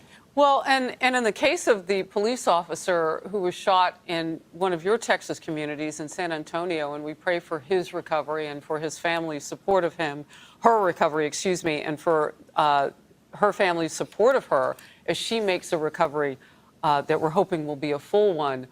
At the same time, if Kamala Harris recognizes criminals, then she's going to have to make sure that her administration does too. He was actually caught and released and given a court date of 2026. He was part of the system that has become so toxic with people that we really don't vet the way we should. Last quick word. Kamala has a chance of redemption. She's going to show up in Houston, Texas on Thursday of this week. And there is a bill filed by Ted Cruz in the United States Congress. It's called Justice for Jocelyn that would require the United States for ICE to hold these people in detention and not let them loose. Kamala Harris can step up on Thursday in Houston, Texas, and say she supports Ted Cruz' Justice for Jocelyn Act. Do you think she'll do that? will find. I tell you what, if she refuses to do it, it's a signal to America she's not taking her job serious as president, potential president of the United States, that she would continue to catch and release into the United States dangerous criminals. And this is a tell to Americans when they go cast their vote. Is Kamala up to the duty of detaining illegal immigrants who cross the border who pose an imminent danger to our fellow Americans? Look, you set the standard and the bar high for her on Thursday to really, really make a stand on this. We'll all watch for it. Governor Abbott of the great state of Texas, we're always with you in this and watching, even when the federal government wanted to sue you over the wiring shut of the border that you talked about. If it weren't for that, you wouldn't see an 85% drop in numbers just where you are along that Rio Grande sector. Good on you. We wish it were contagious for this current administration. We'll see what happens. Thank you, sir. Thank you. Hey everyone, I'm Emily Campagno. Catch me and my co-hosts Harris Faulkner and Kaylee McEnany on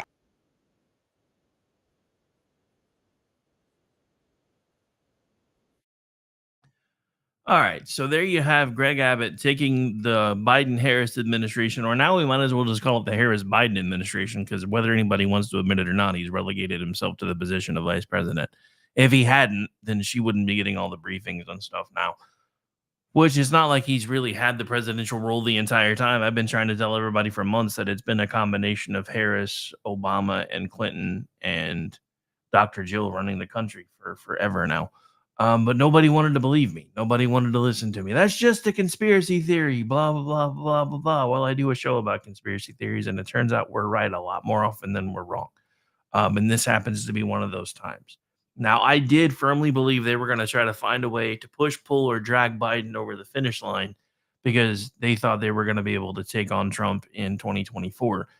But I think they figured out they can't out-cheat the momentum with Trump this time. Or against Trump this time. So actually I said it right the first time. Sorry. So what I was trying to say is I think they figured out that they with Joe Biden couldn't out-cheat the momentum this time. So they have now decided to install Kamala Harris for now.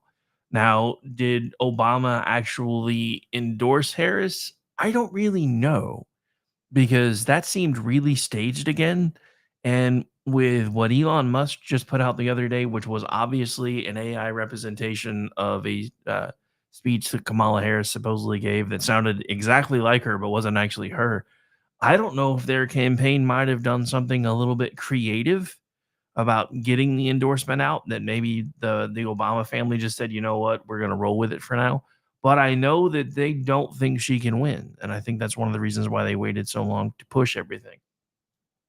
Now, again, as we get ready to close down for the day, I just want to remind you that on Red Wine tonight, we're going to be doing something rather spectacular and a little bit sinister. I don't really want to say too much more, because if it gets tipped off what we're doing ahead of time, they may figure out how to shut it down. But I do encourage you to tell your friends to come back tonight at 9 p.m. Eastern for the Ladies of the Red Wine when they try to do something we've never actually tried to do here before. It's kind of O'Keefe-like on a much smaller scale. I will say that much. But instead of, going in and doing it video-wise and releasing it later, we're going to be doing it as it happens. So if it blows up and we get pulled down, we'll change over and talk about something else, but we're going to try something. For those of you who know what's happening tonight, you might already know what it is. I ain't saying anything else, though, because reasons. But yeah, if you've missed it today, you really need to go find the cover of Harris riding a coconut, which I think is their way of trying to spin her weird ass comment about her mom used to say, "What, did you kids just fall out of a coconut tree?" I don't know anybody who calls them that. For one. For two, that was just weird. As a matter of fact, I put that out on TikTok the other day, and it semi blew up considering almost nobody follows me over there yet. First of all, I had to stay away from it for a while because I used to work for the state, so I wasn't allowed to have it on my phone. And for two, I still really don't see the appeal much over there, other than the fact that things do seem to have a fairly wide reach until they figure out you're conservative, then they start pulling all your stuff down anyway. But yeah, so anyway, again, as we do get ready to wind things down for the day. Just want to thank everybody for taking the time to tune in. It took us a minute, but at least according to what I'm seeing on my profile, we did wind up as number 2 on live on X. So thank you guys for that. We have several feeds running all over the place and a good turnout on each of them. So thank you guys very much for that. Like I said, we've only been doing this now consistently for a little bit over a month, and the amount of traffic that we've been getting, it has been pretty astounding. Some of our stuff is absolutely blown up. Some of it not so much. This is actually kind of down for us for a Monday. Normally we're sitting at somewhere between 200 and 300 on a Monday, but I also didn't promote much today either. So plus it's been, we're kind of rehashing the same cycles over and over and over again now because the media won't shut up about the Kommie Llama. So it's kind of hard to find new things to talk about. However, I am glad that we're not having to focus on the fact that somebody tried to assassinate a former president not too long ago. There are some things that are coming out about that, though, that I will be getting to later this week, probably starting tomorrow as I have more time to unpack them. Because, there's some weird things afoot with that. And I'm going to have to parrot Jesse Kelly for a second. I've really done everything I can to not believe that this was an inside job and potentially our own government trying to assassinate a former president, potentially a president again. But I'm really still trying to, because as much as I distrust the government, I really don't want to think that they've fallen that far. But the more that comes out, and we'll get into this tomorrow, the more that comes out, the more of a bad feeling I have about all of this. And the fact that we have factions of the Democratic Party and the government still insisting that 1, he wasn't shot, 2, it was staged, and 3, that it doesn't matter that people died because he doesn't care about anything like that, just absolutely astound me. Because as much as I think Kamala Harris and Joe Biden are the epitome of evil, I still don't hold them in that low of a regard. All right, folks, that's going to do it for this particular episode. I'm Rick Robinson. This is my show. Don't forget, I'll be back tonight, pushing buttons for the ladies of the red wine. Back tomorrow doing this one again. We do this Monday through Friday, 3 p.m. to 5 p.m. Eastern. If you like the show, tell your friends. If your friends like the show, I don't know what to tell you. But honestly, even if you hate us, tell your friends, because hate clicks are the best clicks. So other than that, again, I'll be back tonight. Tomorrow night, I'll be doing the Cocktail Lounge, producing that one for Brad Nagy. Wednesday night, we have full lineup, whatever, with myself and Stacy at 8 p.m. Eastern. Our once-a-month foray into the everything that makes male masculinity toxic in today's culture, with Toxic Masculinity, with myself, Aggie, G, Orty, and Andrew doing the pole dance, as we like to say. We'll be doing that at 8 p.m. Eastern. 9 p.m. Eastern is usually Foo Bar. Not quite sure what we're doing with that yet, because Foo Bunny has requested the night off. 10 p.m. Eastern will be myself and Orty doing the Rick and Orty show, unless we just slide early that night, and then depends on how he feels, because he's also had to go back to work this week, so he may be wiped out. I don't know. But we'll figure that out one way or the other. And then Thursday, again, this one in the afternoon, then doing Jen and Rick. I believe she's back from vacation, so that one should be back on the calendar, 10 p.m. Eastern on Thursday. Friday night, I do He Said, She Said with Aggie Regan. Been filling in for Mickey Blowtorch, who's been on a hiatus, and at this point, it's pretty much just become us two doing what we do. So make sure you guys join us for that one at 8:30 p.m. Eastern. And then after that, every other Friday, John Katz and I do Going Mental. So that'll be at 10 p.m. Eastern. And then I don't know how I managed to do this, but I guess this is also juxtaposition weekend. So Orty and I will be live at 10 p.m. Eastern, because we now do 2 hours, doing our every 2-week foray into the weird, the unusual, the unexplainable.